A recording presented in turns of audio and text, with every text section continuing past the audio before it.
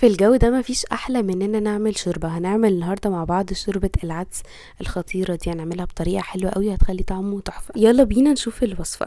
اول حاجه عندي الخضار، عندي بصل مقطعه مكعبات، وتوم مقطعه شرايح، وجزر وفلفل رومي اخضر، وبطاطس وطماطم مقطعهم كلهم حوالي مكعبات كده وبس. العدس بقى عندي كوبايه من العدس غسلاه ومصفياه كويس قوي من الميه وبس كده. في حله بقى احط شويه زيت وشويه سمنه واسخنهم، وبعدين انزل عليهم بالخضار، اشوح الخضار شويه وبعدين انزل عليه بكوبايه من العدس وافضل اشوح فيهم حوالي 3 4 دقايق كده، واكون مسخنه الشوربه اللي عندي او الميه.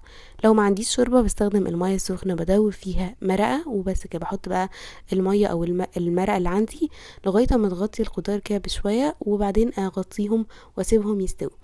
بعرف منين هو استوى؟ الجزر او البطاطس بشوفهم بشوكه بلاقيهم مستويين كويس قوي خلاص يكونوا مش باينين كده.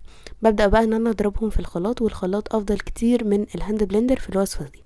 رجعه بقى تاني في الحلة، وانا هنا لقيت قوامه تقيل شوية فزودت شوية مية خففته بيها.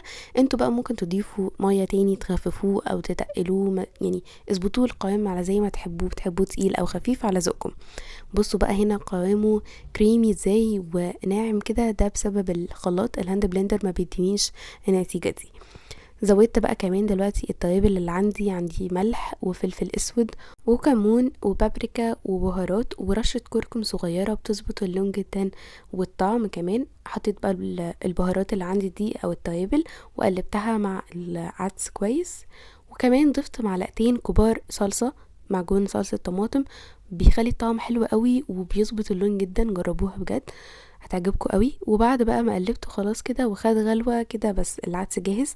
حطيته بقى في اطباق وحطيت عليه شويه كريمه وبس كده. اتمنى بجد ان انتوا تجربوها، هيعجبكم قوي. ما تنسوش تعملوا لايك وشير واشتراك في القناه، وباي باي.